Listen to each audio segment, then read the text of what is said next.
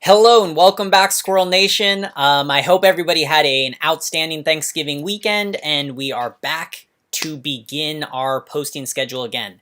Anyways, today we are going to cover OMG versus Overclock in the AIC 2018 qualifiers. I think this was an outstanding series. It goes to 3 games, and the highlight of this video and of this series is dive comp and how to execute it. I think OMG plays dive comp extremely well, and what I'm going to start by doing is I'm going to go through the draft and ban phase of each of the 3 games, and then I will follow up by highlighting some of the very what I consider to be very nuanced parts of executing a dive comp.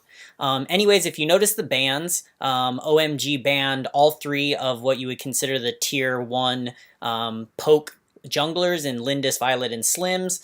And then on the other side, OCS actually banned a lot of the poke champions for like the mid lane DS lane in Marja, Elsu, and Ignis. So anyways, this resulted in both teams going more assassin oriented. OMG ends up with a triple assassin comp in Tulin, Cricknack, and Richard. And OCS ends up with Zil in Raz. So anyways, moving on to the next match. Here we are at the draft phase of game 2. The result was OMG won the first game with that assassin comp, and you can see in the bans that OCS was not happy with the fact that they just got dominated by an assassin comp, so they banned the main mid laners of a great dive assassin comp in Raz and Tulin. They also get rid of Liliana. So you can just tell that they weren't happy with the way that the game 1 went, so that they kind of wanted to force OMG into a different team composition. So the result of that is that both teams end up with a more poke-oriented comp. OCS is obviously a poke comp with Kali and Elsu, and then they have the Malik and the Mina to make space. And then just a solid side laner in Lubu. On the other side, OMG, you can see they also kind of went for a poke, just overall hybrid. They have a poke champion with Violet. They have a team fighting champion in L'Oreal, right? She's just good AoE, good team fight. Same thing with Yebnith. And then they have one assassin in Richer and Omen on the other. So they're going to have good side lane presence and just pretty good team fighting. So anyways, this game goes pretty interestingly. What ends up happening is that OMG starts the game out very strongly. They take a big lead. You kind of assume that they're going to snowball after seeing the first game, but OCS actually digs their way back into the game, and they have a late game comeback for what ends up being a very nice game that I would encourage everybody to watch. Finally, we have Game 3's draft. This game, it was interesting. OCS won Game 2, as we discussed, but for some reason, they decided to go back to banning more poke champions and leaving open the assassins. That does result in OMG getting Raz again and getting a triple assassin comp in Raz, Zephys, and Richer. I think this was a really weird decision by them because they got pretty crushed in game 1. Game 2, they were able to come back, but they did start poorly. So I think that kind of worried them, is they assumed that they won game 2 more because OMG messed up than it was that their composition won for them. So I think they went back to what they're comfortable with. The problem with that is they let OMG go to what they're just amazing at, this triple assassin dive comp, and this game 3 was just an absolute one-sided domination by OMG. But anyways, if you look at how it matched up, I think the issue here is in game 1 and in game 3, I think the reason that OCS lost was not because of skill, really, because if you watch the games, I don't think the micro of either team is necessarily way better. I think it comes down a lot to comp, because OCS has a double assassin in the Tulin and Emily. Well, Emily's assassin, we'll call her a bruiser, but a lot of burst damage and good 1v1 fighter. And then Lindis is a great jungler, but more of a poke champion. But at the same time, OCS did end up with Malik and Crest, who are great for making space, great for peeling. Malik is just outstanding for engaging or disengaging. He has that huge AoE that drops down and slows everybody and can just really disorganize team fights. At the other side, though, OMG with those triple assassins, and then Lumbar to come in and shield those assassins and just CC the enemy team and make those openings for the assassins to dive in, get their damage done, and dive out, just ended up being way too much for OCS's kind of more hybrid comp.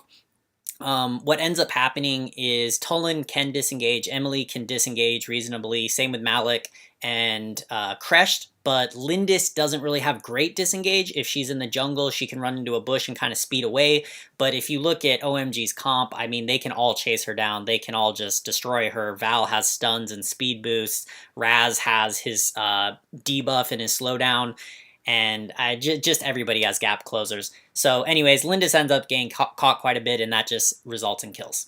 Okay, so here we are to the first clip. This is in game 3, the beginning.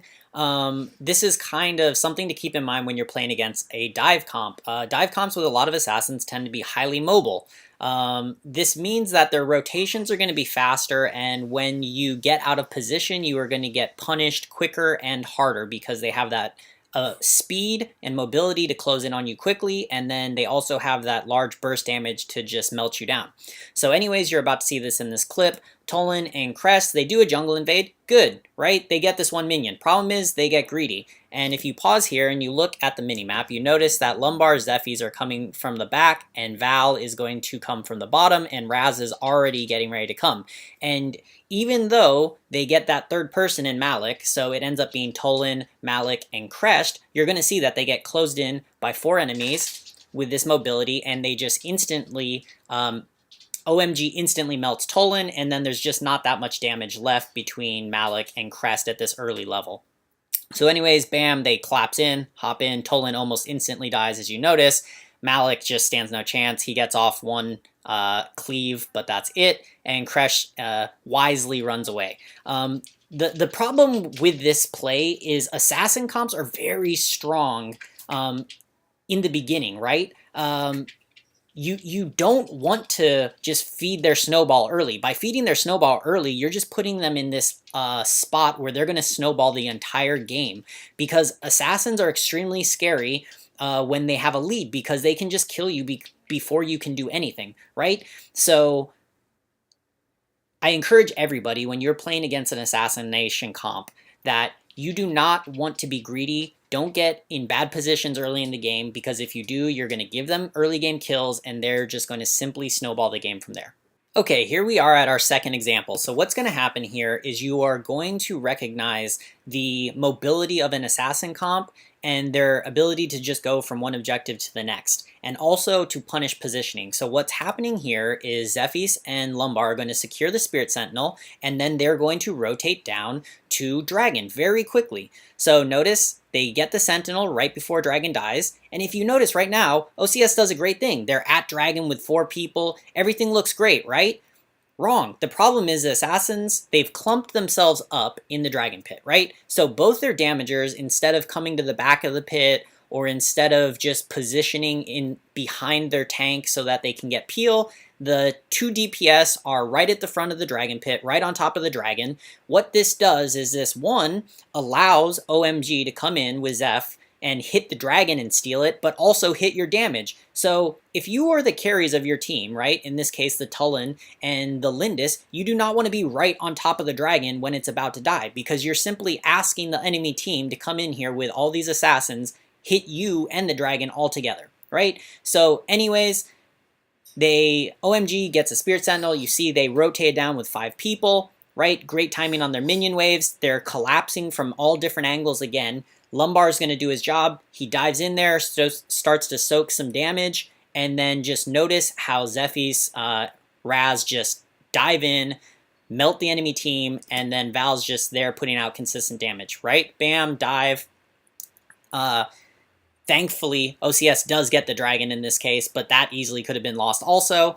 And then, bam, they just, look at that, multiple, 3 kills, and OMG barely takes damage. So, once again, moral of the story I'm trying to get across from this clip is, with dive assassin comps, they tend to be highly mobile. Be very careful about your positioning. Try to never stack on top, your carries to be stacked on top of each other, because you're just asking for assassins to easily dive onto them and put out massive burst. Anyways, that's that clip. Here we have an interesting tendency of OMG. So this is in game 1, and this is about to result in first blood. So if you notice, Spirit Sentinel has 5 seconds and Dragon has 15 seconds till they come up. Something I've noticed across all of OMG's games is they're always going to go Dark Slayer side when Spirit Sentinel is about to come up. They either go for a gank if they can, and in this case Malik is overextended. He doesn't have his ultimate to run away yet, which does make him a pretty immobile champion. But in this case, the thing I'd point out to any team playing OMG, if you're listening, or just in general for those people like coaches or analysts trying to look at gameplay to look for opportunities or habits, this is a great example of OMG's habit, is they roam DS right when Spirit Sentinel's coming up. They look for the gank. In this case, Malik is past the river on his side. If you notice the river here, he's on the enemy side here. This is an easy gank for the Cricknack and Richard. And this we will just play out. So, right, Cricknack comes in, jumps, like we said, Malik's already super slow before his level 4, which is his main disengage, and he just gets destroyed. And then they continue to rotate down and grab more value on the map from there. You can see in the last clip, you saw them, the OCS take the Dragon in game 3. Here, they kind of realize that they're rotating down, and they try to set up that ambush, but at the same time, OMG is there also. This skirmish that we're watching right now actually doesn't end up in any kills or the Dragon take. Both teams are playing more safe, and I think OCS handled that a lot better than they did in game 3. It's interesting, I would like to point out, the reason I showed these clips in this order is the fact that I think they didn't make a mistake in game 1 and they actually did the right thing. So it's very odd to me that they ended up doing the wrong thing in a subsequent game. But anyways, that is it for this clip. Okay, that does it for today's video. I hope everybody enjoyed it. Please like and subscribe if you did. Also, it really helps me if you will share this video around so that other people can join the Squirrel Nation and just join our great community we have going on. But anyways, as always, I'll see you all tomorrow, and happy ranking.